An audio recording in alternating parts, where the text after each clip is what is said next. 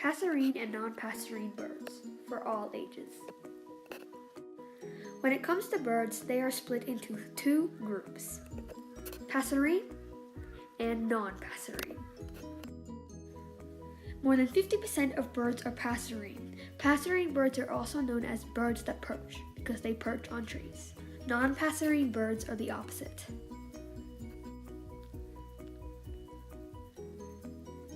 Passerine birds are normally smaller and have toes designed for perching. This is because they have one toe pointing back and three forward. They wrap them around the branch. Non-passerine birds generally have toes that are not suited for perching. Like penguins, they have three toes connected by webs, and emus, they have three toes facing forward. Only some non-passerine birds can fly, but they are weak flyers. All passerine birds can fly.